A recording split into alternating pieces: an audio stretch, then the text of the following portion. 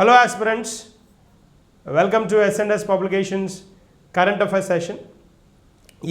మనం రోజుట్లాగానే ఏవైతే current very burning topics ఉంటాయో వాటిని డిస్కస్ చేస్తూ వస్తున్నాం.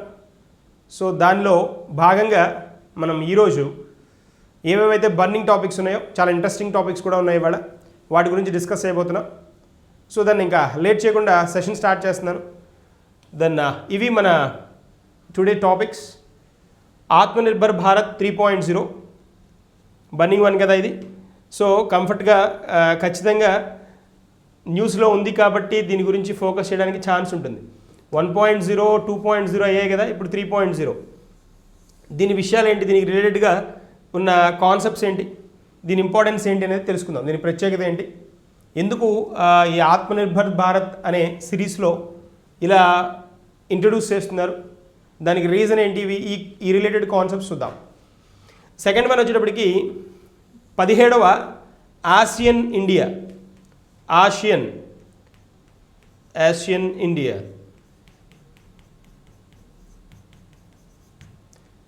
సమ్మిట్ అంటున్నాడు. సమ్మిట్ అంటే సమావేశం కదా. ఈ సమావేశం గురించి మాట్లాడుకుంటాం.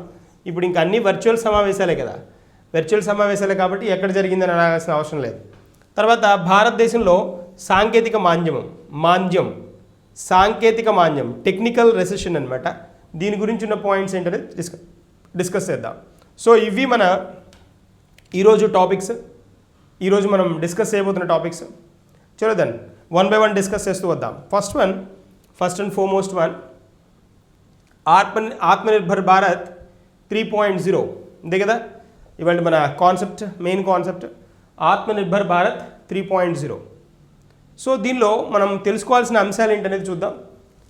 ఇంపార్టెంట్ వన్, ప్రభుత్వం సుమారు 1.2 లక్షల కోట్ల ఉద్యోగ కల్పనను అందించడానికి లేదా పెంచడానికి, ఒత్తిడికి గురైన రంగాలకు ద్రవ్య సహాయాన్ని అందించడానికి, వెరీ ఇంపార్టెంట్, ద్రవ్య సహాయాన్ని అందించడానికి, గృహ మరియు మౌలిక సదుపాయాల రంగాల్లో ఆర్థిక కార్యకలాపాలను ప్రోత్సహించడానికి ఈ పర్టికులర్ ఆత్మనిర్భర్ భారత్ 3.0 మీద ఫోకస్ చేయడం జరిగింది. అదనపు వ్యయం ఎంత అంటే 65,000 కోట్లు, 65,000 crores. మంచి రుతుపవనాల నేపథ్యంలో, అంటే క్లైమేట్ కండిషన్స్ ఫేవరబుల్గా ఉన్నాయి కాబట్టి, రుతుపవనాలు టయానికి వచ్చాయి కాబట్టి ఇక్కడ పెరుగుతున్న డిమాండ్ మరియు పంట విత్తనాల విస్తీర్ణంలో పెరుగుదల ఏదైతే ఉందో దానికి తోడ్పాటు కోసం ఏం చేస్తారంటే ఎరువుల రాయితీ కూడా అందిస్తున్నారు. ఎరువుల రాయితీ ఇస్తున్నారు. ఎందుకంటే టయానికి ఋతుపవనాలు వచ్చాయి కాబట్టి వాటికి అనుగుణంగా రైతుకు కావలసిన సౌకర్యాలు ఏవైతే ఉంటాయో వాటిని సమకూరుస్తున్నామని చెప్తున్నారు. ఒకటి. తర్వాత దీనికి అదనంగా 65,000 కోట్లు కదా, ఓకే, ఆ పాయింట్ అక్కడ ఫోకస్ చేద్దాం. తర్వాత ఇక్కడ చూడండి, ఆత్మనిర్భర్ భారత్ 3.0 కింద ఈ క్రింది చర్యలను చేపడుతున్నారు. దానిలో ఏంటి అంటే ప్రొడక్షన్ లింక్డ్ ఇన్సెంటివ్స్ PLI, ఇది చెప్పుకున్నాం మనం. PLI అనే కాన్సెప్ట్, ప్రొడక్షన్ లింక్డ్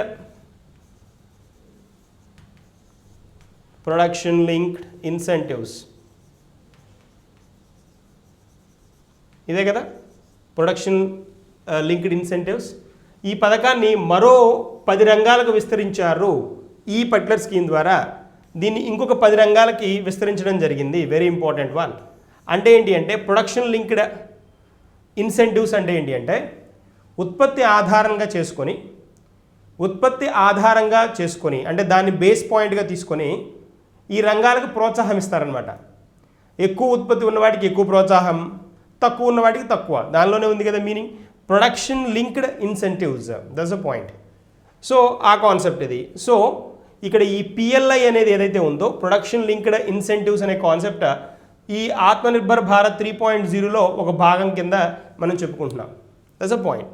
తర్వాత కొంచెం ముందుకు వెళదాం. ప్రధాన అంశాలు చూస్తే ఇక్కడ ఆత్మనిర్భర్ భారత్ రోజ్గార్ యోజన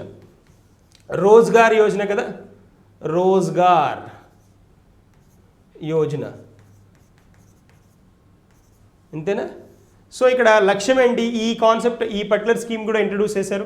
ఆత్మనిర్భర్ భారత్ రోజ్గార్ యోజన రోజ్గార్ అన్నాము అంటే రోజ్గార్ అనే వర్డ్ వచ్చింది అని అంటే మనకి మీనింగ్ ఏంటి అని అంటే రోజ్గార్, ZGAR కదా, ROZ, రోజ్గార్, ROZGAR.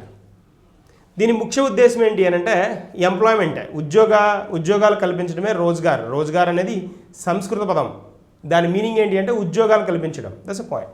ఇక్కడ లక్ష్యం చూద్దాం. ఆర్థిక పునరుద్ధరణ దశలో కొత్త ఉపాధి అవకాశాల కల్పనను ప్రోత్సహించడం. That's a point. కొత్త ఉపాధి అవకాశాలను ప్రోత్సహించడం. ఇది చాలా సింపుల్గా ఉన్న కాన్సెప్ట్, ఈజీగా కూడా అర్థమవుతుంది. నేను డ్రాఫ్ట్ చేసిన పాయింట్స్ అన్నీ కూడా very simple, very interesting, understandable points ఇవి. కాబట్టి క్లియర్గా వింటే సరిపోతుంది, ఏంటి అనేది తెలిసిపోతుంది. క్వశ్చన్ ఎలా వచ్చినా ఫోకస్ చేయడానికి ఛాన్స్ జరుగుతుంది. సో ఇక్కడ మనం రోజ్గార్ అని చెప్పుకున్న విధంగానే కొత్త ఉపాధి అవకాశాలు కల్పించడానికి, ప్రోత్సహించడానికి దీని ముఖ్య ఉద్దేశంగా, ముఖ్య లక్ష్యంగా చెప్పుకుంటాం. ప్రభుత్వ సహకారం ఏముంటుంది దీనికి అని అంటే వెరీ ఇంపార్టెంట్. ఇదే మనకి బేస్ పాయింట్. ఇది ఉద్యోగుల provident fund organization. Provident fund organization ఉంది కదా, ప్రావిడెంట్ ఫండ్ ఆర్గనైజేషన్ అంటే PFRDA అంటాం.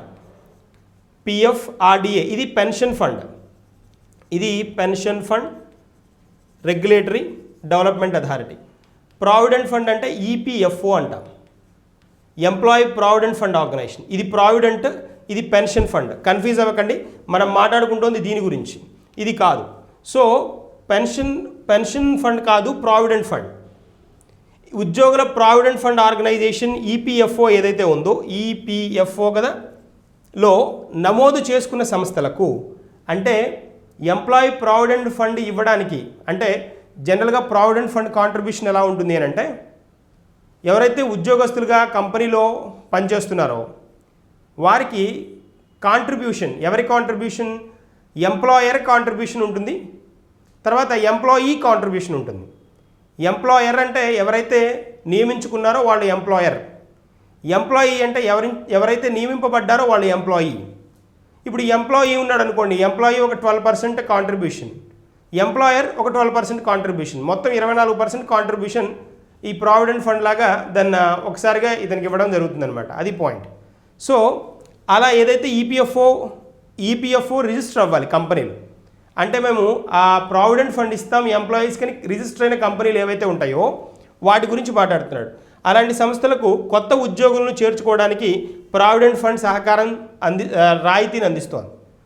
అంటే ఇప్పుడు ఈ కోవిడ్ సమయంలో ఏ కంపెనీలు అయితే ఎంప్లాయీ ప్రావిడెంట్ ఫండ్ ఆర్గనైజేషన్లో EPFO కింద రిజిస్టర్ అయిన కంపెనీలు ఉన్నాయో అవి కొత్త ఎంప్లాయీస్ని కనుక తీసుకుంటే, కొత్త ఎంప్లాయీస్ని కనుక రిక్రూట్ చేసుకుంటే, ఆ రిక్రూట్ చేసుకున్న వాళ్ళకి ప్రావిడెంట్ ఫండ్ ఏదైతే కంపెనీ తరఫు నుంచి ఇవ్వాల్సిన ప్రావిడెంట్ ఫండ్ ఏదైతే 12% ఉందో దానిలో, లేకపోతే ఎంప్లాయీ ఏదైతే కంట్రిబ్యూట్ చేయాల్సిన అమౌంట్ 12% ఉందో దాన్ని గవర్నమెంట్ భరిస్తాను, రాయితీ ఇస్తానని చెప్తోంది, సబ్సిడీ ఇస్తానని చెప్తోంది. That's a point. ఆ కాన్సెప్ట్ అర్థమైతే సరిపోతుంది. సో తర్వాత ఇక్కడ వెళ్దాం, నెక్స్ట్ వన్కి వెళ్దాం. ఇక్కడ చూడండి, ఇది మెయిన్ పాయింట్ మనకి. 1000 మంది ఉద్యోగుల సంస్థలు, అంటే 1000 మంది లోపు ఉన్న ఉద్యోగులు ఎవరైతే ఉన్నారో అలాంటి కంపెనీలు అనమాట. 2 సంవత్సరాల పాటు ఉద్యోగులకు ఇచ్చే సహకారం ఏదైతే 12% వేతనాలు ఎంప్లాయర్ ఇచ్చేది, ఇది యజమాని యొక్క సహకారం 12%. అంటే ఇక్కడ చూడండి, 2 సంవత్సరాల పాటు ఉద్యోగులకు ఇచ్చే సహకారం 12% వేతనాలు, దానిలో యజమాని యొక్క సహకారం 12% వేతనాలు, మొత్తం వెరసి 24% వేతనాలు ఏవైతే ఉన్నాయో అవి పొందుతారు జనరల్గా. అదే 1000 మందికి పైగా ఉద్యోగులు ఉన్న యజమానులకు 2 ఏళ్ల పాటు ఉద్యోగుల సహకారం 12% లభిస్తుంది. ఇది పాయింట్. ఈ కాన్సెప్ట్ అర్థమైతే సరిపోతుంది. ఇక్కడ ఈ 1000 మంది లోపు ఎంప్లాయీస్ ఉన్న వాళ్ళు ఎవరైతే ఉన్నారో వాళ్ళు ఎవరినైతే కొత్త పర్సన్స్ని తీసుకుంటారో ఆ తీసుకున్న వాళ్ళకి 24% రాయితీ ఎవరిస్తారు అంటే గవర్నమెంట్ ఇస్తుంది అనేది కాన్సెప్ట్. 1000 మంది దాటిన వాళ్ళకు కన్సిడరేషన్ ఏముండదు, 12% జనరల్గా ఎంప్లాయర్ ఇచ్చుకోవాల్సిన అవసరమే ఉంటుంది. అది పాయింట్. తర్వాత ఇక్కడ కొత్త ఉద్యోగుల ఆధార్ CD EPFO ఖాతాలలో UAN అంటాం కదా, UAN మాత్రమే ఈ పథకం కింద సబ్సిడీ మొత్తాన్ని ముందస్తుగా జమ చేస్తారు. Very important one. ఇక్కడ చూడండి, ఆధార్ సీడెడ్ అంటే ఈ EPFOలో ఎవరైతే ఉద్యోగస్తులు ఆధార్ సీడింగ్ జరిగిందో వాళ్ళకు మాత్రమే, అంటే ఈపీఎఫ్ఓ కింద వాళ్ళు రిజిస్టర్ అయినట్టు అనమాట, వాళ్ళకు మాత్రమే ఇది వర్తిస్తుంది, సబ్సిడీ ఇవ్వడానికి జరుగుతుంది అనేది కాన్సెప్ట్. ఇది మీకు క్లియర్గా అర్థమైంది. ఇప్పుడు ఇక్కడ యూఏఎన్ అంటే ఏంటో చూద్దాం. యూఏఎన్ అంటే యూనివర్సల్ అకౌంట్ నెంబర్. ఈ యూనివర్సల్ అకౌంట్ నెంబర్ అనే కాన్సెప్ట్ ఏంటి అని అంటే, అంతకుముందు యూనివర్సల్ అకౌంట్ నెంబర్ అనేది ఉండేది కాదు ఈపీఎఫ్కి. ఒక ఎంప్లాయీ ఒక కంపెనీ నుంచి ఇంకో కంపెనీకి వెళ్తున్నప్పుడు వాళ్ళ ఈపీఎఫ్ఓ అకౌంట్ నెంబర్ మారేది. కానీ ఇప్పుడున్న పరిస్థితి ఏంటి అని అంటే, ఇప్పుడు యూనివర్సల్ అకౌంట్ నెంబర్, ఎన్ని కంపెనీలు మారినా ఒకటే పిఎఫ్ అకౌంట్ ఉంటుంది వాళ్ళకి, సేమ్ పిఎఫ్ అకౌంట్ ఫాలో అవుతుంది. సో దాని ద్వారా అడ్వాంటేజ్ ఏంటి, ఎన్ని కంపెనీలు మారినా పిఎఫ్ అమౌంట్ మాత్రం ఒకటే అమౌంట్ టర్న్ అయిపోతూ ఉంటుంది, అది అడ్వాంటేజ్. సో ఇది దీని గురించి ఉన్న కాన్సెప్ట్. నెక్స్ట్ వన్కి వెళ్దాం మనం.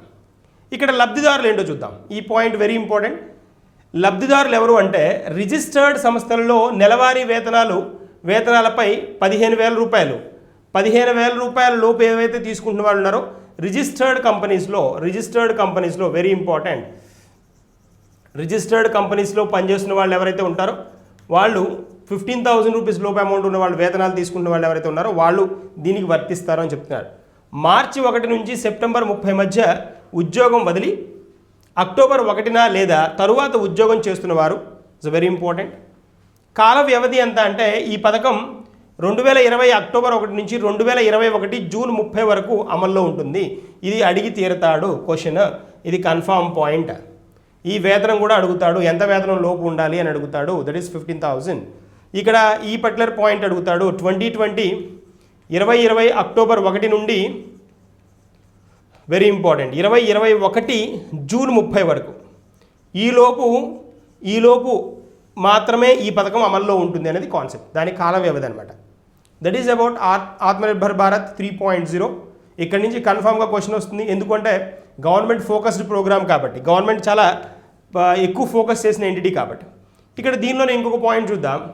ఈసీఎల్జీ 2.0 నుంచి చూడండి. ఈసీఎల్జీ 2.0 అంటే అత్యవసర క్రెడిట్ లైన్ గ్యారంటీ స్కీమ్ అంటాం దీన్ని. అంటే emergency credit, L means line, guarantee scheme. This is the one. Emergency credit line guarantee scheme అంటాం, ఈసీఎల్జిఎస్ 2.0. దీన్ని ప్రారంభించారు. మరియు 26 ఒత్తిడికి గురైన రంగాలు, బాగా స్ట్రెస్ అయిన రంగాలు, బాగా ఇబ్బందుల్లో ఉన్న రంగాలు ఏవైతే ఉంటాయో ఒక 26 రంగాలు, ఇది ఇంపార్టెంట్. 26 రంగాలను వీటిలో చేర్చడం జరిగింది, వెరీ ఇంపార్టెంట్. దీన్ని రికమెండ్ చేసింది ఎవరు అంటే కామత్ కమిటీ రికమెండ్ చేశారు. కామత్ కమిటీ రికమెండ్ చేసింది వీటిని, వెరీ ఇంపార్టెంట్. కామత్ కమిటీ తర్వాత 50 కోట్ల రూపాయలు వీళ్ళకి ప్రొవిజన్ ఇవ్వాలి అనేది 26 ఒత్తిడి గురైన కంపెనీస్ ఏవైతే ఉంటాయో వాటికి. తర్వాత కోవిడ్-19 కారణంగా 2020 ఫిబ్రవరి 29 నుండి నాటికి 500 కోట్ల రూపాయలు అని ఇస్తాము అని దాన్ని బాగా స్ట్రెస్ చేయడం జరిగింది అనమాట 2020 ఫిబ్రవరి నాటికి. సో ఈ పాయింట్ ఒకటి. ప్రధాన తిరిగి చెల్లించేటప్పుడు అంటే తిరిగి అమౌంట్స్ని తిరిగి పే చేసేటప్పుడు తాత్కాలిక నిషేధంతో సహా 5 ఏళ్ల కాల పరిమితితో ఉన్న సంస్థలకు 20% వరకు అదనపు క్రెడిట్ లభిస్తుంది. 20% అదనపు క్రెడిట్ లభిస్తుంది, అదొక పాయింట్. తర్వాత ఇంకోటి ఏంటి, ఈ పథకం 2021 మార్చి 31 వరకు అందుబాటులో ఉంటుంది. ఏది, ఈసీఎల్జిఎస్ 2.0. ఓకేనా. ఎంత శాతం ఇస్తారు, 20% అదనంగా. మొత్తంగా చూస్తే అన్ని కోవిడ్ సహాయక చర్యలు 2021లో జీడిపిలో 2% లోపు కేంద్రం యొక్క వాస్తవ ఆర్థిక అవుట్గోను పెంచుతాయి. దేనిలో, ఈ పర్టికులర్ కాంటెక్స్ట్లో. ఓకేనా, అదొకటి. ప్రభుత్వం ప్రకారం కోవిడ్-19 మహమ్మారిపై దేశం ఆటుపోట్లకు సహాయపడడానికి ప్రభుత్వం మరియు రిజర్వ్ బ్యాంక్ ఆఫ్ ఇండియా ఈ రోజు వరకు ప్రజెంట్ డే వరకు మొత్తం అమౌంట్ అనౌన్స్ చేసిన అమౌంట్ ఎంత అంటే ఆత్మనిర్భర్ భారత్ 1.0, ఆత్మనిర్భర్ భారత్ 2.0తో సహా దాదాపుగా 29.87 లక్షల కోట్లు అనమాట. 29.87 లక్షల కోట్లు. 29.87 లక్షల కోట్లు ఉద్దీపన అనౌన్స్ చేసిందనమాట. ఇన్ని కోట్లు అనౌన్స్ చేశారు. ఎన్ని మూడింటికి వచ్చి ఇప్పుడు ఇక్కడ చూడండి, ఆత్మనిర్భర్ భారత్ 1.0 మరియు ఆత్మనిర్భర్ భారత్ 2.0 మొత్తం ఉద్దీపన అనౌన్స్ చేసింది గవర్నమెంట్ అయితేనేంటి, లేకపోతే RBI Reserve Bank of India అయితేనేంటి, అనౌన్స్ చేసింది మొత్తం ఈ అమౌంట్. ఇది భారతదేశం యొక్క జీడిపిలో మొత్తం 15% అనమాట. Very important one. ఈ అనౌన్స్ చేసిన మొత్తం అమౌంట్ ఎంత అంటే మొత్తం జీడిపిలో, భారతదేశం యొక్క మొత్తం జీడిపిలో గ్రాస్ డొమెస్టిక్ ప్రొడక్ట్లో 15%గా ఉంది అనేది concept. That is the one. అది మనం చెప్పుకున్నాం. వీటిలో జీడిపిలో 9% విలువైన ఉద్దీపనను ప్రభుత్వం అందించింది. ఈ 15%లో 9% విలువైన ఉద్దీపన అంటే వాళ్ళకి బాగా ఫెసిలిటేట్ అయ్యే ఏరియాకి 9% దాకా అందించింది అనేది కాన్సెప్ట్. సో ఇక్కడ ఉన్న పాయింట్స్ అన్నీ, ఈ కామత్ కమిటీ కూడా ఇంపార్టెంటే, ఈసీఎల్జిఎస్ దాని ఫుల్ ఫామ్ కూడా ఇంపార్టెంటే. దీనిలో ఎల్ అంటే ఏంటి, జి అంటే ఏంటి, ఇలా కూడా అడుగుతాడు. 2.0 దీనిలో ఉన్న రిలేటెడ్ పాయింట్స్ ఇవి కాబట్టి వీటి మీద ఫోకస్ చేయాల్సి వస్తుంది. అన్నిటికంటే మీరు ఎక్కువ ఫోకస్ చేయాల్సిన పాయింట్ ఏంటి అంటే ఇది. ఓకేనా, దట్స్ అ పాయింట్. తర్వాత మనం నెక్స్ట్ కాన్సెప్ట్కి వెళ్దాం. ఇవాళ బర్నింగ్ వన్ ఇది 17వ ASEAN India summit. ASEAN India summit అనగానే, ఆసియాన్ ఇండియా సమ్మిట్ కదా అనగానే మనకి గుర్తొచ్చేది ఏంటి అని అంటే, ఈ ఆసియన్లో ఆసియన్ ఇండియా, ఆసియన్లో ఇండియా మెంబరా కాదా అనే డౌట్ వస్తుంది. డౌట్ రావాల్సిందే. Association of south east Asian nations అంటాం. Association of south east Asian nations అంటాం. ఇవి 10 కంట్రీలు, ఇది ఇండియా ఒకటి. ఈ 10 కంట్రీస్ తోటి ఇండియా సమావేశం అనమాట. దీనిలో ఇండియా మెంబరా కాదని అడగండి. ఎందుకు అనంటే దీనిలో ఈ 10 నేషన్స్లో ఇండియా మెంబర్ అయితే మళ్ళీ ఇండియా మీటింగ్కి ఎందుకు వెళ్తుంది, అర్థమైందా? ఆ 10 కాబట్టి, అంటే ఈ 10 నేషన్స్ తోటి ఇండియాకి సమ్మిట్ గురించి మాట్లాడుకుంటాం మనం. That's a point. ఇక్కడ చూస్తే ఇప్పుడు have a look at this. ఇక్కడ చూడండి, ఆగ్నేయాసియా దేశాల అసోసియేషన్ ఏదైతే ఉందో దాన్నే ఏషియన్ అంటాం. ఏషియన్ అనగానే మనకి ఇక్కడ ఇదిగోండి ఈ డైరెక్షన్ అనుకోండి, ఆసియా అనుకోండి, ఆసియా ఖండం అనుకోండి. ఈ ఆసియా ఖండంలో ఇది సౌత్ డైరెక్షన్, ఇది ఈస్ట్ డైరెక్షన్, ఇది నార్త్ అండ్ ఇది వెస్ట్ కదా. మనం మాట్లాడుకుంటుంది ఏంటి అని అంటే ఈ డైరెక్షన్లో ఉన్నవి. మరి ఇది సౌత్ ఈస్టే కదా, సౌత్ ఈస్ట్ కదా, ఆగ్నేయాసియా కదా,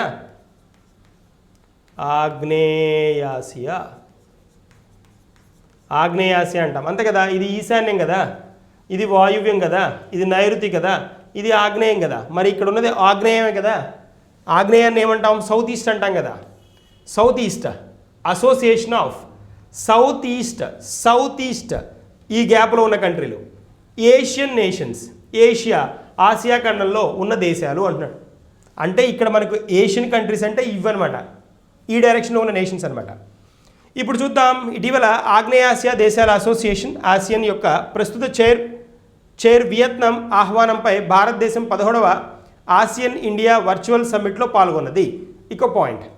ఇప్పుడు ఈ పర్టికులర్ కండిషన్స్ ఎలా ఉంటాయంటే ఇక్కడ ఈ 10 నేషన్స్ ఏవైతే ఉన్నాయో, సౌత్ ఈస్ట్ నేషన్స్ 10 అని చెప్పుకుంటున్నాం కదా, 10 కంట్రీలు అని చెప్పుకుంటున్నాం. దీనిలో ఒక్కొక్క సంవత్సరం ఒక్కొక్క కంట్రీ చైర్గా ఉంటుందన్నమాట. అంటే రొటేషనల్ బేస్ మీద ఒక్కొక్కసారి ఒక్కొక్క సమావేశానికి ఒక్కొక్క కంట్రీ హెడ్గా ఉంటుంది.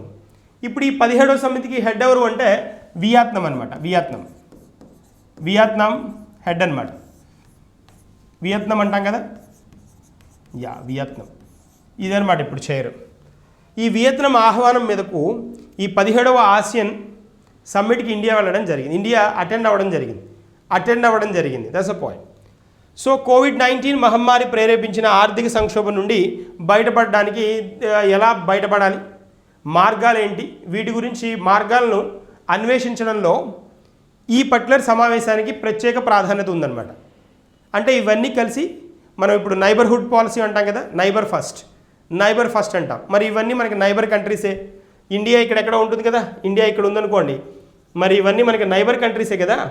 ఈ సౌత్ ఈస్ట్ నేషన్స్ అన్నీ మనకి నైబర్ కంట్రీసే.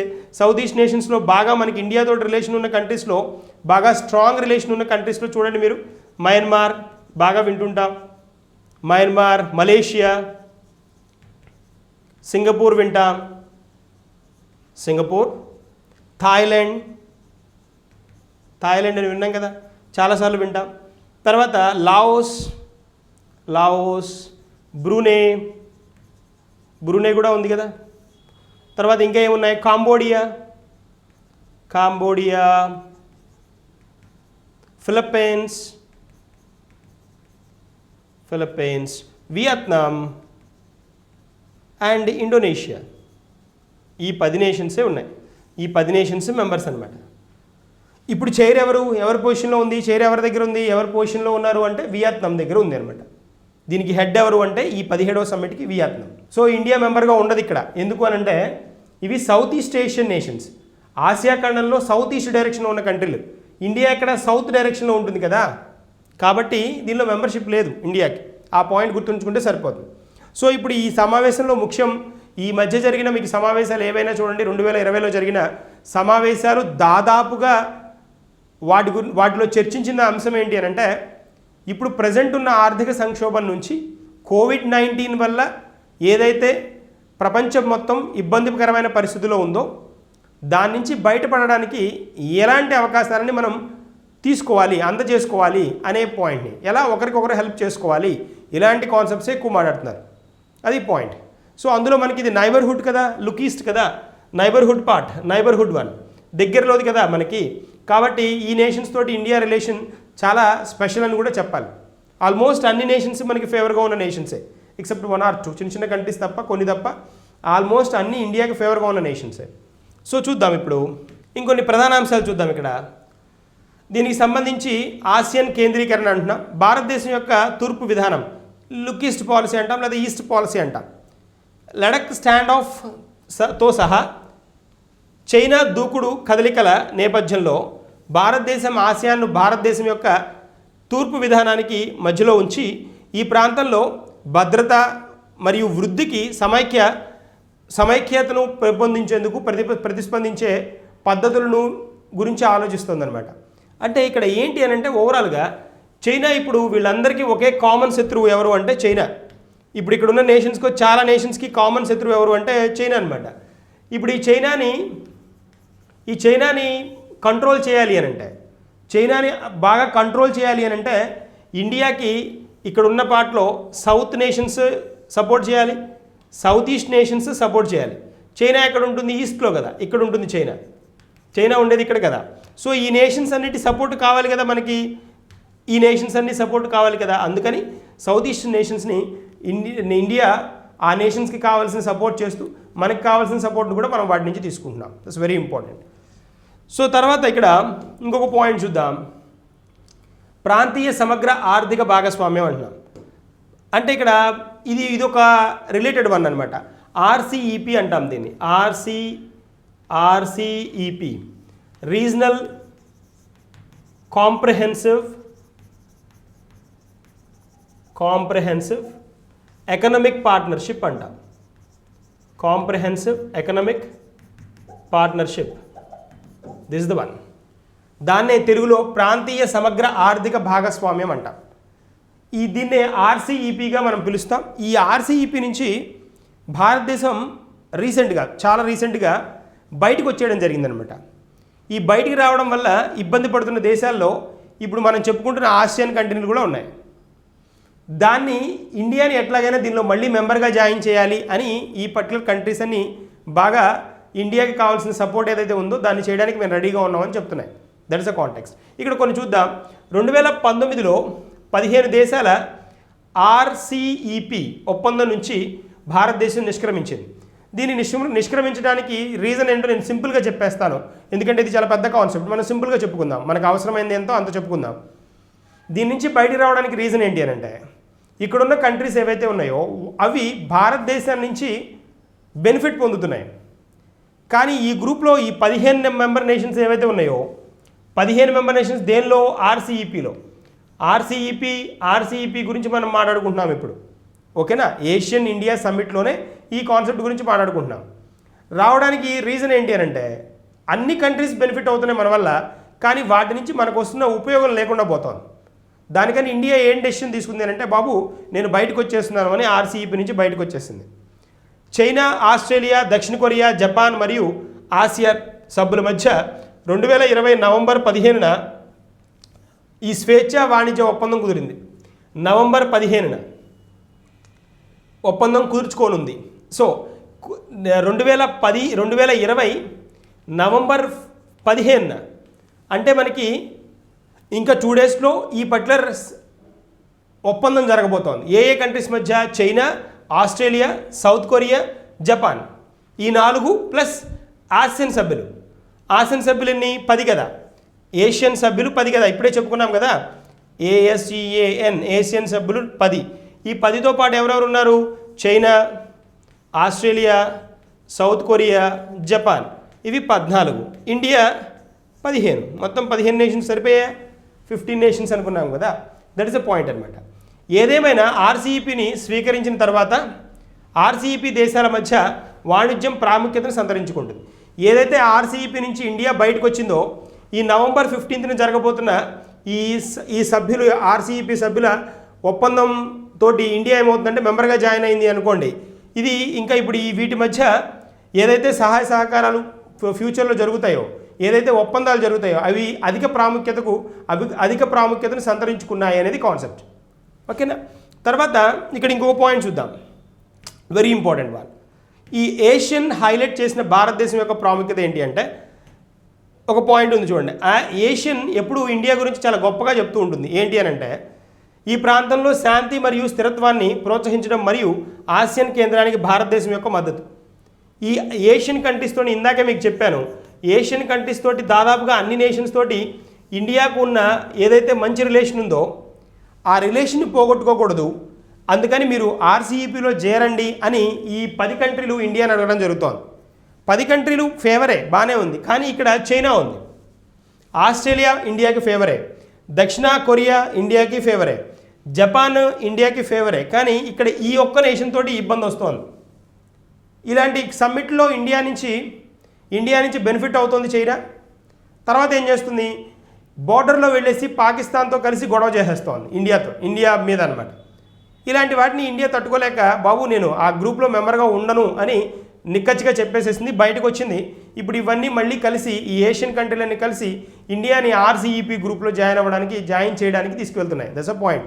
అది రేపు ఇక్కడ మనం అనుకున్నట్టుగా నవంబర్ 15న జరిగే ఈ పర్టికులర్ ఒప్పందం తోటి ఇండియా మళ్ళీ జాయిన్ అవ్వడం జరుగుతుంది. అది పాయింట్. తర్వాత ఇక్కడ ఇంకొక పాయింట్ చూద్దాం. 2021-25 ఈ పర్టికులర్ కోసం కొత్త ASEAN India plan of action స్వీకరించడాన్ని స్వాగతిస్తోంది.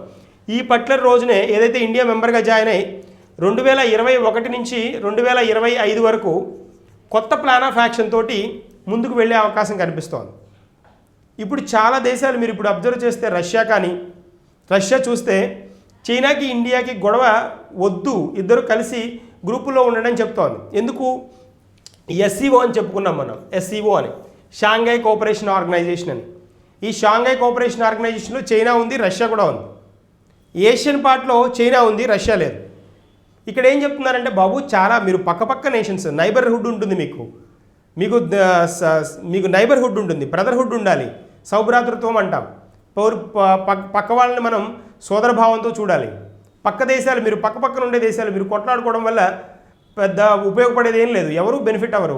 సో అందరూ నష్టపోతారు. కాబట్టి అందరూ కలిసిమెలిసి ఉండండి అని రష్యా చెప్తూ ఉంటుంది. ఇది పాయింట్. ఏది ఎస్సీఓలో చెప్పిందనమాట, షాంఘై కోఆపరేషన్ ఆర్గనైజేషన్. తర్వాత ఈ ఏషియన్ ద్వారా ఏషియన్ కంట్రీలు ఏవైతే ఆర్సీఈపీలో మెంబర్లుగా ఉన్నాయో ఇవన్నీ కూడా చెప్తున్నాయి, బాబు నీకు చైనా నుంచి ఎలాంటి ప్రాబ్లం లేకుండా మేము చూస్తాం, వచ్చి మెంబర్గా జాయిన్ అవ్వు, నువ్వు వెరీ ఇంపార్టెంట్ పర్సన్వి ఇక్కడ ఈ మీటింగ్లో, ఈ సమ్మిట్లో అని చెప్తున్నాయి India. That is a point. తర్వాత మనం నెక్స్ట్ పాయింట్ చూద్దాం. ఇక్కడ చూడండి, ఇప్పుడు మనం ఏషియన్ గురించి మాట్లాడుకుంటున్నాం. ఏషియన్ చూస్తున్నాం ఇప్పుడు. ASEAN association of south east Asian nations కదా, association of south east Asian nations. దీన్నే ఆగ్నేయ ఆసియా దేశాల సమైక్య అంటారు. ఆగ్నేయ ఆసియా దేశాల సమాఖ్య. అసోసియేషన్ అంటే సమాఖ్య కదా. తర్వాత ఈ ఈ దేశాల గురించి మనం మాట్లాడుకుంటున్నాం. ఇండియా మళ్ళీ చెప్తున్నాను, ఏషియా వేరు, ఏషియా ఇది వేరు, ఇది వేరు. ఏషియన్ అంటే ఇది గ్రూప్, ఏషియన్ అంటే గ్రూప్. ఏషియన్ అన్నాం అనుకోండి, ఏషియన్ అంటే ఆసియా ఖండానికి సంబంధించిన కంట్రీలను ఏషియన్ అంటారు. ఆసియా ఖండం, ఇది ఆసియా ఖండానికి సంబంధించిన దేశాలు. ఇది ఏషియన్ అంటే ఏంటి అంటే ఇది గ్రూప్. ఈ గ్రూప్లో 10 కంట్రీలు ఉన్నాయి. ఇక్కడ ఏషియన్లో ఈ ఖండంలో ఉండే కంట్రీలన్నీ ఏషియన్కి వస్తాయి. జాగ్రత్త, అది కన్ఫ్యూజ్ అవ్వకండి. మీరు ఒక్క ఐ మార్చేశారు అంటే మీనింగ్ మారిపోతుంది. కాబట్టి అక్కడ జాగ్రత్తగా ఉండాలి, చాలా క్లియర్గా కూడా ఉండాలి. తర్వాత చూద్దాం. తర్వాత ఇక్కడ చూడండి, ఇక్కడ ఇంకో పాయింట్ చూడండి. ఏషియన్ వ్యవస్థాపక అంటే మెయిన్ హెడ్స్ ఉంటారు కదా, దీన్ని స్టార్ట్ చేసిన కంట్రీల్లో Indonesia, Malaysia, Philippines, Singapore, Thailand, ఇవి ఈ 5 నేషన్స్ డిక్లరేషన్ ఇచ్చాయన్నమాట. బ్యాంకాక్ డిక్లరేషన్ అంటాం దాన్ని. ఎవరెవరు ఉన్నారు? Indonesia, Malaysia, Philippines, Singapore, Thailand. IMPST అంటాం. IMPST. ఈ ఏషియన్ అనేది స్టార్ట్ అవ్వడానికి వీళ్ళు 5 దాన్ని డిక్లరేషన్ ఇవ్వడం జరిగిందనమాట. దాన్ని ఏమంటామంటే దాన్నే మనం బ్యాంకాక్ డిక్లరేషన్ అంటాం. థాయిలాండ్లో జరిగింది కాబట్టి బ్యాంకాక్ డిక్లరేషన్ అంటున్నాం. దీని మీద సంతకం చేశాయన్నమాట. ఎవరెవరు? Indonesia, Malaysia, Philippines, Singapore, Thailand. ఎప్పుడు? 1967 ఆగస్ట్ 8న. సో థాయిలాండ్లోని బ్యాంకాక్లో దీన్ని ఇంట్రడ్యూస్ చేయడం జరిగింది. 10 మంది సభ్యులు ఉన్నారు కదా అనుకున్నాం కదా, ఇందాక చెప్పాను కదా. బ్రూనే, Cambodia, Indonesia, Laos, Malaysia, Myanmar, Philippines, Singapore, Thailand and Vietnam. ఈ 10 నేషన్స్ అనమాట. చైర్మన్ పదవి ఎలా ఉంటుందంటే ఇందాక చెప్పుకున్నాం, సభ్యదేశాల ఆంగ్ల పేర్ల అక్షరం ప్రకారం ఇది ఏటా రొటేట్ అవుతూ ఉంటుంది. ఆంగ్ల పేర్లు ఉంటాయి కదా, ఇప్పుడు చూడండి, వీటిని ఆల్ఫాబెటికల్ ఆర్డర్లో రొటేట్ అవుతూ ఉంటాయి, ఒక్కొక్కరికి ఉంటుంది. ఇప్పుడు వి కదా, వియత్నాం అంటే వి కదా. ఇప్పుడు చైర్ ఎవరు? వియత్నాంకి వచ్చింది కదా, ఆంగ్ల అక్షరం వి కదా. ఇప్పుడు ఈ ఉన్న వాటిల్లో వి తర్వాత నెక్స్ట్ ఎవరు అన్నట్టు మళ్ళీ రొటేషన్ బేస్లో మళ్ళీ ఆల్ఫాబెటికల్ ఆర్డర్లో వస్తుందన్నమాట. అది పాయింట్. ఏషియన్ దేశాలలో 650 మిలియన్ల జనాభా ఉంది. 650 మిలియన్ల జనాభా. ఎందుకు అనంటే 650 మిలియన్ల జనాభా అంటే వీటిల్లో చాలా నేషన్స్ పాపులేషన్ ఎక్కువ ఉన్న కంట్రీలు ఉన్నాయి, మోడరేట్ ఉన్నాయి, చిన్న కంట్రీలు కూడా ఉన్నాయి. అంటే ఇది పెద్ద ఎక్కువ పాపులేషన్ ఏం కాదు. 650 మిలియన్లు అంటే మిలియన్లు, బిలియన్లు కాదు, మిలియన్లు. 650 మిలియన్స్. మిలియన్ అంటే 10 లక్షలు కదా, మిలియన్ అంటే 10 లక్షలు కాబట్టి పెద్ద పాపులేషన్ ఏం కాదు ఇది. ఓకేనా? సో ఇక్కడ ఈ మొత్తం స్థూల జాతీయోత్పత్తి $2.8 ట్రిలియన్. $2.8 ట్రిలియన్ ఈ మొత్తం ఏషియన్ అనమాట. ఓకేనా? తర్వాత ఇక్కడ భారతదేశం యొక్క 4వ అతిపెద్ద వాణిజ్య భాగస్వామి, వెరీ వెరీ ఇంపార్టెంట్. భారతదేశం యొక్క అతిపెద్ద వాణిజ్య భాగస్వామి అంటాం. వాణిజ్య భాగస్వాములు అంటే భారతదేశానికి నేను యునైటెడ్ అరబ్ ఎమిరేట్స్ గురించి చెప్పినప్పుడు చెప్పాను, UAE గురించి చెప్పినప్పుడు చెప్పాను. భారతదేశానికి వాణిజ్య భాగస్వాముల్లో బాగా పెద్ద దేశం ఏది అని అంటే పెద్దది చైనానే, తర్వాత US, తర్వాత UAE, తర్వాత ఏషియన్ గ్రూప్ అనమాట. ఇది గ్రూప్ 4వది అనుకున్నాం కదా. భారతదేశానికి 4వ అతిపెద్ద వాణిజ్య భాగస్వామి ఎవరు? ఏషియన్. 1 ఎవరు? చైనా. 2 ఎవరు? US. 3 ఎవరు? UAE, United Arab Emirates. దీని గురించి చెప్పుకున్నాం. 4వది ఎవరు? ఏషియన్. అంటే చైనా అనేది ఇంత ప్రాముఖ్యత, వాణిజ్యంలో అంత ప్రాముఖ్యత ఉన్నా కూడా చైనా చేస్తున్న ఆగడాలు ఏవైతే ఉన్నాయో వాటిని నిర్వహించడానికి, కంప్లీట్గా వాటిని సప్రెస్ చేయడానికి మిగిలిన వాళ్ళందరూ సపోర్ట్ తీసుకుంటోంది ఇండియా. అందులో మేజర్గా ఎవరిది అంటే US సపోర్ట్ తీసుకుంటాం. అది పాయింట్. ఎందుకంటే ఈ రీసెంట్గా జరిగిన US ఎలక్షన్స్లో కూడా చూడండి, మరి ఇండియా తన కంప్లీట్గా తన పవర్ని బాగా ఉపయోగించింది. చాలా వరకు ఇండియన్సే డిసైడింగ్ ఫ్యాక్టర్ అయ్యారు US ఎలక్షన్స్లో. అందులో US ఆర్జిన్ ఆవిడ కమలా హ్యారిస్ గెలవడం కూడా ఒక స్పెషల్ థింగ్. అది ఇలాంటివన్నీ బాగా ఇన్వాల్వ్ అయి ఉండడం, ఇండియా ఇన్ఫ్లుయెన్స్ ఖచ్చితంగా US ఎలక్షన్స్ మీద ఉంది అనే పాయింట్ మనకు క్లియర్గా తెలుస్తుంది. తర్వాత వెళ్దాం. ఈ బృందం ఆసియా ఆర్థిక సమైక్యతలో ప్రధాన పాత్ర పోషిస్తుంది. ఆబ్వియస్గా మరి 4వ పెద్దది అంటే వాణిజ్యంలో మరి ఖచ్చితంగా దీని పాత్ర ముఖ్యంగానే ఉంటుంది కదా. సో తర్వాత ఈ పాయింట్స్ మనం నెక్స్ట్ కాన్సెప్ట్కి వద్దాం. భారతదేశంలో సాంకేతిక మాన్యం, so very very important one. ఇది కన్ఫామ్గా ఎకానమీకి వచ్చే కాన్సెప్ట్, ఇది ఎకానమీ కిందకు వచ్చే కాన్సెప్ట్. దీని మీద కూడా కొంత అవగాహన ఉండాలి, ఖచ్చితంగా ఉండాలి. ఈ సాంకేతిక మాధ్యమానికి రిలేటెడ్గా ఉన్న పాయింట్స్ మనం డిస్కస్ చేద్దాం ఇప్పుడు వన్ బై వన్. వార్తల్లో ఎందుకు ఉంది ఇది అంటే ఈ అంశం ఇప్పుడు మనం చెప్పుకుంటున్న అంశం reserve Bank of India RBI ఏదైతే ఉందో ఇప్పుడు ప్రజెంట్ ప్రసారం ప్రకారం ప్రస్తుత ఆర్థిక సంవత్సరంలో వరుసగా రెండవ త్రైమాసికంలో జూలై, ఆగస్ట్, సెప్టెంబర్, త్రైమాసికం అంటే క్వార్టర్ అంటాం, క్వార్టర్ 1, క్వార్టర్ 2, క్వార్టర్ 3, క్వార్టర్ 4 అంటాం. ఫస్ట్ క్వార్టర్ ఉంది కదా, ఫస్ట్ క్వార్టర్ అంటే మనకి ఏమేమి ఫస్ట్ క్వార్టర్ వస్తాయి? ఏప్రిల్, మే, జూన్, ఇది first quarter. July, August, September second quarter. Third quarter అంటే ఏమేమి వస్తాయి? క్వార్టర్ 3 అంటే సెప్టెంబర్ ఉంది కదా, October, November, December third quarter. Quarter 4 అంటే ఏమేమి వస్తాయి?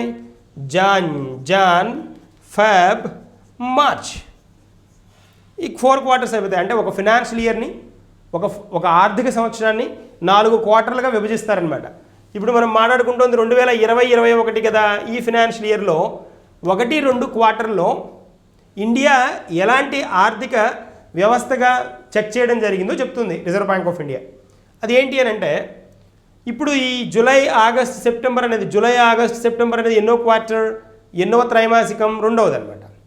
భారత ఆర్థిక వ్యవస్థ 8.6% కుదించబడింది అంటున్నాడు.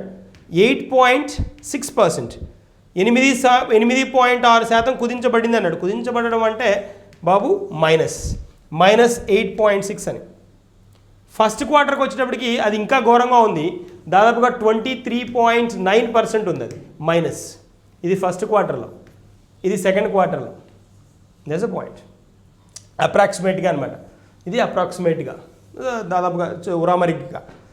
సో సరళమైన మాటల్లో సాంకేతిక మాంద్యం ఆర్థిక సంకోచం యొక్క వరుసగా 2 వంతులు అంటున్నాడు. ఓకే దెన్ అంటే ఏ దేశంలోనైనా ఆ దేశం ఆర్థిక మాంద్యంలో ఉంది అని ఎప్పుడు చెప్తారు అంటే ఒక ఫినాన్షియల్ ఇయర్లో, అంటే ఒక ఆర్థిక సంవత్సరంలో వరుసగా 2 క్వార్టర్లలో, 2 త్రైమాసికాలలో ఆ పర్టికులర్ దేశం కనుక ఆ పర్టికులర్ దేశంలో వచ్చిన రిజల్ట్ ఏదైతే ఉందో, అంటే ఆర్థిక అంశాల ఆర్థిక వ్యవస్థకు రిలేటెడ్గా ఇలా తీసుకున్న ఈ పర్సంటేజ్లు ఏవైతే ఉన్నాయో, సాంకేతిక ఏదైతే ఆ నెంబర్స్ తీసుకున్న నెంబర్స్ ఏవైతే ఉన్నాయో అవి వరుసగా 2 త్రైమాసికాల్లో కనుక మైనస్ కనుక వస్తే, 2 త్రైమాసికాల్లో కనుక మైనస్ వస్తే ఖచ్చితంగా అది ఆర్థిక మాంద్యం కింద ట్రీట్ చేస్తారు 100%. అది పాయింట్. 2 త్రైమాసికాలే, 2 త్రైమాసికాల్లో నెగిటివ్ వచ్చిందా ఆర్థిక మాంద్యంలోకి వెళ్ళిపోయినట్టే. ఆ పాయింట్ గుర్తుంచుకోండి, వెరీ ఇంపార్టెంట్. తర్వాత ఇక్కడ చూడండి, ఈ కొన్ని పాయింట్స్ చూడండి. ఇక్కడ ఆర్థిక శాస్త్రంలో నౌకాస్ట్ అంటారు. నౌకాస్ట్ అంటే నౌకాస్ట్ అంటే ఏంటి అంటే ప్రస్తుత లేదా ఆర్థిక స్థితి యొక్క భవిష్యత్తు యొక్క అంచనా. నౌకాస్ట్ అనేది ఏంటి అంటే ప్రస్తుత పరిస్థితి అని సింపుల్గా గుర్తుపెట్టుకోవాలి. అంటే ప్రస్తుత పరిస్థితి, ప్రస్తుత ఆర్థిక పరిస్థితి అనండి, లేకపోతే ప్రస్తుత పరిస్థితి. మరి మాట్లాడుకుంటుంది ఆర్థికమే కాబట్టి ప్రస్తుత ఆర్థిక పరిస్థితి అందాం. ఇది పాయింట్. దాన్నే నౌకాస్ట్ అంటారు. అదొకటి. నౌకాస్ట్ 1947లో బులెటిన్ యొక్క మొదటి సంచికతో ప్రారంభమైంది. ఈ నౌకాస్ట్ అనేది ఎప్పటి నుంచి అంటే 1947లో నుంచి 47 నుంచి స్టార్ట్ అయింది. కానీ 1995 నుండి ఇప్పటి వరకు అంతరాయం కలిగింది. 1995 దాకా అక్కడ మళ్ళీ 1995లో అంతరాయం రావడం, తర్వాత మళ్ళీ ఇంట్రడ్యూస్ చేయడం జరిగింది. అదొక పాయింట్. ప్రస్తుత పరిస్థితి ఏంటి అంటే 2వ త్రైమాసికంలో సంకోచం యొక్క వేగం -8.6. సంకోచం అని అన్నాము అని అంటే ఇంకా మళ్ళీ మైనస్ అనాల్సిన అవసరం లేదు. కానీ మాంద్యం అని చెప్తున్నాం కాబట్టి -8.6 అని చెప్పుకోవాలి. మొదటి త్రైమాసికంలో అంటే ఏప్రిల్, మే, జూన్లో 23.9. ఇందాక మనం చెప్పుకున్నాం కదా, 23.9% క్షీణత కంటే ఇది చాలా నెమ్మదిగా ఉంది. ఇది మరీ ఎక్కువ కదా, ఇప్పుడు కొంచెం నెమ్మదిగా ఉంది అనే కాన్సెప్ట్. మరి అంటే ఆ మాంద్యంలోనే తగ్గింది అనే పాయింట్, అది ఒకటి మనం గుర్తించాలి. సంకోచం భారతదేశం తన చరిత్రలో మొదటిసారిగా 2020-21 మొదటి భాగంలో సాంకేతిక మాంద్యంలోకి ప్రవేశించిందని సూచిస్తోంది.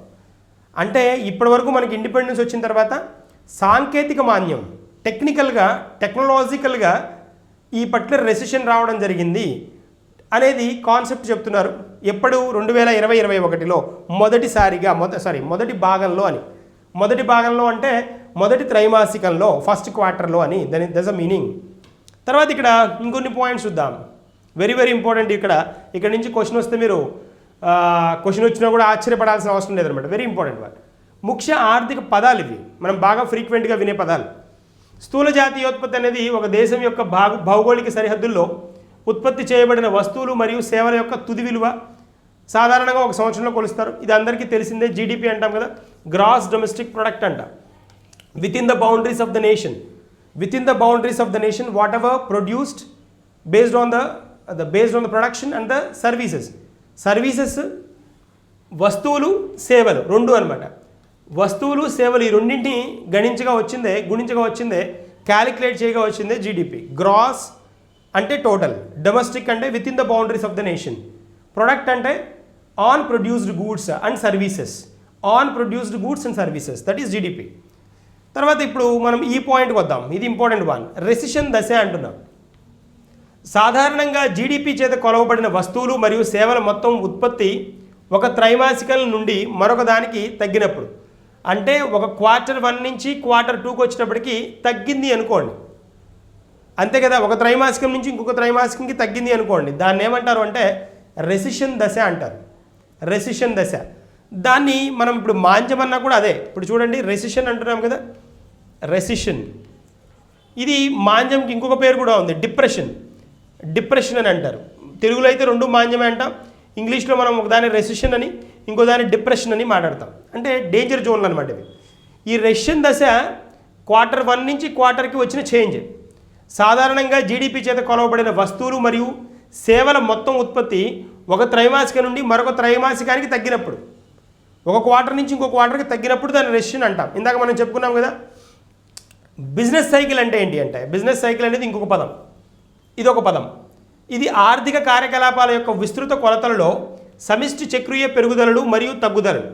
అంటే ఆర్థిక కార్యకలాపాలు జరుగుతాయి కదా, ఆర్థిక ట్రాన్సాక్షన్స్ జరుగుతాయి కదా, వాటిలో పెరుగుదల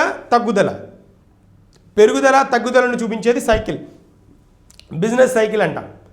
దాన్ని బ్రేక్ ఈవెన్ అని, సర్టైనిటీ అని, అన్సర్టైన్ అని, ఇలాంటి కండిషన్, రెసిషన్ అని, డిప్రెషన్ అని, ఇలాంటి కండిషన్స్ అనమాట.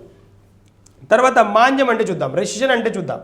ఇది రెసిషన్ దశ అంటే రెసిషన్ ఫేజ్. ఇది రెసిషన్ ఫేజ్ ఎప్పుడు వస్తుందని చెప్పుకున్నాం. ఇక్కడ ఫేజ్, దశ అంటే ఫేజ్ కదా. ఇక్కడ రెసిషన్ అనే పదాన్ని ఎలా టర్న్ చేస్తారో చూడండి. ఇది ఒక స్థూల ఆర్థిక పదం.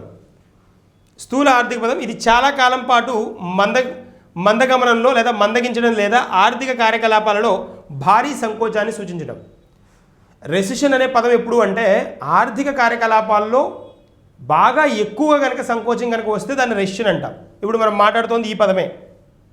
ఇది కనుక ఈ రెసిషన్ కనుక ఇంకా కంటిన్యూస్ మోడ్లో ఉంది అనుకోండి, ఎక్కువ రోజులు కనుక ఉంది అనుకోండి, అది డిప్రెషన్కి దారితీస్తుంది. రెసిషన్, డిప్రెషన్ ఇవన్నీ నెగిటివ్ వర్డ్సే. రెసిషన్, డిప్రెషన్ అన్నీ నెగిటివ్ వర్డ్సే. దాదాపుగా ఎకనామిక్స్లో మనం ఏదైతే ఈ పదాలు రెసిషన్ అన్నా, డిప్రెషన్ అన్నా, రెసిషన్ ఫేజ్ అన్నా, బిజినెస్ సైకిల్ అనేది ఎలా ఆర్థిక కార్యకలాపాలు ఎలా జరుగుతాయని తెలుస్తుంది. ఇక్కడికి వచ్చేటప్పటికి, డిప్రెషన్కి వచ్చేటప్పటికి చూడండి, ఇది ప్రతికూల ఆర్థిక వృద్ధి యొక్క లోతైన మరియు దీర్ఘకాలికం. Very very important. ఈ రెసిషన్ అనేది కనుక లాంగ్ టర్మ్లో కనుక ఉంటే దాన్ని డిప్రెషన్ అంటాం. దట్స్ ఇట్, సింపుల్గా గుర్తుంచుకోండి, అది పాయింట్. ఇవి కొన్ని పదాలు మనం ఈ ఆర్థిక వ్యవస్థ గురించి, ఆర్థిక మాంద్యం గురించి మాట్లాడినప్పుడు తెలుసుకోవాల్సిన పదాలు. ఓకేనా. తర్వాత మనం ఇవాళ క్వశ్చన్కి వెళ్ళిపోదాం. అంటే నిన్న 12th ఇచ్చిన ప్రశ్నలకి సమాధానాలు చూద్దాం. వాటికి సమాధానాలు చూసి నెక్స్ట్ క్వశ్చన్స్కి వెళ్ళిపోదాం. ఇక్కడ చూడండి, నేను ఇచ్చిన క్వశ్చన్ ఇది. అణు విద్యుత్ ప్లాంట్లు ఉన్న రాష్ట్రాలు ఇచ్చాం. తారాపూర్ అణు విద్యుత్ ప్లాంట్ గుజరాత్ అన్నాం. తారాపూర్ గుజరాత్ కాదు కదా, మహారాష్ట్ర కదా. తారాపూర్ మహారాష్ట్ర కదా. అక్కడ మనం ట్రాంబే, బాబా అటామిక్ రీసెర్చ్ సెంటర్ ట్రాంబే అని చెప్పుకుంటాం, ముంబై, ఆ పాట చెప్పుకుంటాం. ఇక్కడ మనం మాట్లాడుతుంది ఏంటి, తారాపూర్ కదా. తారాపూర్ అణు విద్యుత్ ప్లాంట్ గుజరాత్ అని ఇచ్చాడు. ఇక్కడ గుజరాత్ కాదు కదా. క్వశ్చన్లో ఏమడిగాడు, జతపరచండి అన్నాడు. అణు విద్యుత్ ప్లాంట్లు ఏ రాష్ట్రంలో ఉన్నాయన్నాడు. పైన ఇచ్చిన జతలలో ఏది సరిగ్గా సరిపోతుంది అన్నాడు. సరిగ్గా సరిపోతుంది, సరిపోయే వాటిని మనం తీసుకోవాలి, అంతే కదా. సో ఇక్కడ సెకండ్ వన్ చూద్దాం. నరోరా అటామిక్ పవర్ ప్లాంట్ అన్నాం. Narora Uttar Pradesh, correct one. ఇది సరిపోయేది కదా. ఇది మాత్రం తప్పు కదా, ఫస్ట్ది తప్పిచ్చాడు కదా. ఎందుకు, మహారాష్ట్ర అయితే గుజరాత్ ఇచ్చాడు. That's a point. కాక్రపర్ అణు విద్యుత్ ప్లాంట్ అన్నాడు, కర్ణాటక అన్నాడు. కాక్రపర్ కర్ణాటక కాదు కదా, కాక్రపర్ ఎక్కడ ఉంది? గుజరాత్లో ఉంది. కాక్రపర్ గుజరాత్ కదా, ఇది మహారాష్ట్ర కదా, ఇంతే కదా. That's a point. తర్వాత కుదంకులం అన్నాడు, కుదంకులం అణుశక్తి అన్నాడు. కుదంకులం తమిళనాడు, సో కరెక్ట్ వన్. కుదంకులం వచ్చి కుదంకులం. తర్వాత పోతే కల్పకం గమ్మనొచ్చు కమ్మనొచ్చు, కల్పకం. ఈ రెండు ఎక్కడివి బాబు అంటే ఈ రెండు న్యూక్లియర్ ప్లాంట్లు తమిళనాడులోవే, కల్పకం కుదంకులం. సో ఇప్పుడు ఏ ఆప్షన్స్ కరెక్ట్? ఉత్తరప్రదేశ్ రెండవది కరెక్ట్, తమిళనాడు నాలుగవది కరెక్ట్. ఈ రెండు కరెక్ట్. ఈ రెండు మరియు 4 కదా, 2 4 కదా. A option? B option correct. So B is the answer for this particular question. That's one. తర్వాత నెక్స్ట్ వన్కి వెళ్దాం. ఎస్, ఇది ఒకటి డిస్కస్ చేసాం మనం. ఇక్కడ బుల్ మార్కెట్, బేర్ మార్కెట్ కదా, బేర్ మార్కెట్ అని చెప్పుకున్నాం. బేర్ అని, బుల్ అని, లేమ్ డక్ అని, తర్వాత స్టాగ్ అని ఉంటాయని చెప్పుకున్నాం. క్యాపిటల్ మార్కెట్లో, మూలధన మార్కెట్లో ఉండే అంశాలు ఇవి. సో దీనిలో ఈ ఎలుగుబంటి మార్కెట్ ఆర్ బేర్ మార్కెట్ క్రింది వాటిని పరిశీలించండి అన్నాడు. ఇది నిరంతరాయంగా అనుభవించే మార్కెట్ను సూచిస్తుంది. అంటే ఇక్కడ మీనింగ్ ఏంటి అంటే పెరిగే మార్కెట్ అనమాట, నిరంతరాయంగా పెరిగే మార్కెట్. వాటా ధరల పెరుగుదల, సో కరెక్ట్ వన్. వాటా ధరలు పెరుగుతూ ఉంటాయి. బేర్ అంటే జనరల్గా, బుల్ అంటే పెరుగుతూ ఉంటాయి, బేర్ అంటే తగ్గుతూ ఉంటాయి. ఇది కాన్సెప్ట్. ఇక్కడ ఏమన్నాడు? వాటా ధరలు పెరుగుదల అన్నాడు. పెరుగుదల కాదు కదా, పెరుగుదల అంటే బుల్ కదా, బుల్ మార్కెట్ కదా, పెరుగుదల అంటే బుల్ మార్కెట్ కదా, బేర్ అంటే తగ్గుదల. ఒకటే సింపుల్ ఐడియా. ఇక్కడ చూడండి, చాలా సింపుల్గా మనం దీన్ని క్లియర్గా అర్థం చేసుకోవచ్చు. బుల్ మార్కెట్ అన్నాడు అనుకోండి, బుల్ మార్కెట్ అంటే ధరల పెరుగుదల, బేర్ మార్కెట్ అంటే ధరల తగ్గుదల. అదే స్టాగ్ అన్నాడు అనుకోండి, న్యూట్రల్గా ఉండడం, ఎలాంటి చేంజ్ లేకుండా ఉండడం. లేమ్ డక్ అన్నాడు అనుకోండి, లేమ్ డక్ అన్నాడు అనుకోండి, స్లోగా పెరగడం కానీ స్లోగా పెరగడం కానీ స్లోగా తగ్గడం కానీ. ఇదనమాట bear, bull, stag, lame duck, ఈ 4 పదాలను వాడతారు. ఇక్కడ మనకు అన్నది ఏంటి? బేర్ మార్కెట్ కదా, బేర్ అంటే ఏంటి? తరుగుదల ఇవ్వాలి. కానీ ఇక్కడ ఏమన్నాడు? పెరుగుదల అన్నాడు. First option wrong. Second one ఏమన్నాడు? బలంగా ఉందని సూచిస్తుంది. ఓకే, ఉపాధి స్థాయిలు ఎక్కువగా ఉన్నాయి. నో కదా, 2 కాదు కదా. 2 కాదు అంటే ఏముండాలి? ఒకటి లేదా 2 కాదు అన్నాడు. 1 లేదా 2 కాదు, నెయిదర్ 1 nor 2 కదా, నెయిదర్ 1 nor 2. కాబట్టి ఈ ఆన్సర్ కరెక్ట్, డి కరెక్ట్. చాలామంది కరెక్ట్ ఆన్సర్ ఇచ్చారు, చాలా మటుకు కరెక్ట్ ఆన్సర్ ఇచ్చారు. Very good. ఇలా మీరు రోజు ఇచ్చే క్వశ్చన్స్ ప్రాక్టీస్ చేయండి. ఖచ్చితంగా చెప్తున్నాను, కాన్ఫిడెంట్గా చెప్తున్నాను, 100కు 100% మీరు గుడ్ స్కోర్ కూడా వేస్తారు, నో డౌట్. తర్వాత వెళ్దాం. ఈరోజు క్వశ్చన్స్ చూద్దాం. ఈరోజు 13th క్వశ్చన్స్ చూద్దాం. ఇక్కడ చూడండి. సో ఇక్కడ మనకి మాల్దీవులకు సహాయం చేయడానికి భారతదేశం ఈ క్రింది వాటిలో దేనిని చేపడుతోంది? ఫస్ట్ ఆప్షన్ ఇచ్చాడు ఆపరేషన్ సంజీవిని అని. Operation Sanjeevani. Second one mission Sagar. Third one operation Neer. కదా, ఈ 3 ఆప్షన్లు ఇచ్చాడు. దీనిలో మాల్దీవ్స్కి రిలేటెడ్ ఏది? Very very important. మాల్దీవ్స్కి రిలేటెడ్గా ఉన్నది ఏది? ఆపరేషన్స్ ఇలాంటివి జరిగినప్పుడు క్వశ్చన్ అడుగుతాడు. మనకు కావాల్సింది మాల్దీవ్స్కి రిలేటెడ్గా భారతదేశం ఏ ఆపరేషన్ని చేపట్టింది అనేది తెలియాలి. ఇక్కడ మనకి మామూలుగానే యాజ్ యూజువల్గా ఆప్షన్స్ ఉన్నాయి. 1 3 2 3 1 2 మరియు 3. దీన్ని మీరు ఒకసారి ట్రై చేయండి, కమెంట్స్లో ఆన్సర్ పెట్టేయండి. తర్వాత నెక్స్ట్ వన్ వచ్చేటప్పటికి, నెక్స్ట్ వన్ ఇంపార్టెంట్ వన్ ఉంది కదా, వెరీ ఇంపార్టెంట్. ఇది ఫిక్స్ అవ్వండి. ఇది స్టాండర్డ్ ఎడ్యుకేషన్ గురించి క్వశ్చన్ అడిగితే ఇలా అడుగుతాడు. ఇది ఆల్రెడీ గ్రూప్ 2లో అడిగిన క్వశ్చన్ ఇది. ఆ స్థాయిలో మీరు కనుక ప్రిపేర్ అయ్యారు అని అంటే ఖచ్చితంగా చిన్న ఎగ్జామ్స్ అన్నీ ఈజీ అయిపోతాయి, నో డౌట్. ఆ స్టాండర్డ్ వచ్చేస్తుంది. ఇది ట్రై చేయండి. ఈ క్వశ్చన్ వెరీ ఇంపార్టెంట్ అని పెట్టుకోండి. మీరు ఎక్కడైనా వీలైతే రాసి కూడా పెట్టుకోండి. ఈ క్వశ్చన్ ఇంపార్టెంట్. దీన్ని యాజ్ ఇట్ ఈస్గా క్వశ్చన్ ఇలాగే అడగకపోవచ్చు, కానీ దీనికి దగ్గరగా అడిగే స్కోప్ అయితే ఉంది. చూద్దాం. ఫస్ట్ పాయింట్ ఏమి ఇచ్చాడు? 1976లో రాజ్యాంగంలోని 42వ సవరణ రాజ్యాంగ సవరణ 42వ సవరణ విద్యను ఏకకాలం నుండి రాష్ట్ర జాబితాకు తరలించింది. ఏకకాలం అంటే ఉమ్మడి జాబితా. ఉమ్మడి జాబితా నుండి రాష్ట్ర జాబితాకు తరలించింది అని చెప్తున్నాడు. ఎప్పుడు 1976 42వ రాజ్యాంగ సవరణ అట. రాజ్యాంగ సవరణలలో అమెండ్మెంట్స్ ఏవైతే ఉన్నాయో ఈ అమెండ్మెంట్స్లో గుర్తుంచుకోండి 42వ సవరణ చాలా చాలా చాలా ఇంపార్టెంట్. ఎన్నోసార్లు అడిగాడు ఎగ్జామ్లో, చాలా చాలా పెద్ద పెద్ద ఎగ్జామ్స్లో కూడా అడిగాడు, ఇంపార్టెంట్ వా. తర్వాత సెకండ్ పాయింట్ ఏంది, 2002లో రాజ్యాంగంలోని 86వ రాజ్యాంగ సవరణ అట.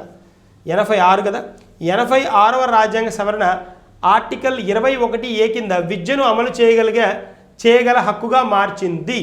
Very very important. 2 ఫ్యాక్ట్స్ ఇచ్చాడు. ఫ్యాక్ట్స్ ఇచ్చినప్పుడు గుర్తుంచుకోండి, ఇలాంటి ఫ్యాక్ట్స్ ఇచ్చినప్పుడు దానికి రిలేటెడ్గా ఉన్న ఇన్ఫర్మేషన్ దాని మీద బాగా నాలెడ్జ్ ఉన్నప్పుడే, దాని మంచి క్లియర్గా తెలిసినప్పుడే ఇలాంటివి అటెంప్ట్ చేయాలి. లేకపోతే ఎక్కువ శాతం ఆన్సర్ రాంగ్ అవ్వడానికి స్కోప్ ఉంటుంది. మీరు కావాల్సిన టైం తీసుకోండి, క్వశ్చన్ని క్లియర్గా ఆలోచించండి. ఆల్రెడీ దీని గురించి నేను చెప్పాను, ప్రీవియస్ వీడియోస్లో మనం డిస్కస్ చేసాం, నిన్నటి వీడియోలో డిస్కస్ చేసాం. ఒకసారి చూడండి, మీకు క్లారిటీ వస్తుంది. దాన్ని బట్టి మనం ఫాలోఅప్ చేయండి. దీనికి ఆన్సర్ ఇవ్వండి.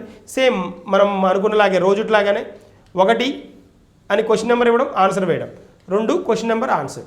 ఓకేనా? సో మీకు ఎడిషనల్గా ఏదైనా ఇన్ఫర్మేషన్ కావాలన్నా కమెంట్ చేయండి, దాన్ని మనం డిస్కస్ చేద్దాం. చలో దాన్ని దీంతో మనకి ఇవాళ కరెంట్ అఫైర్స్ ఫినిష్ అయ్యాయి.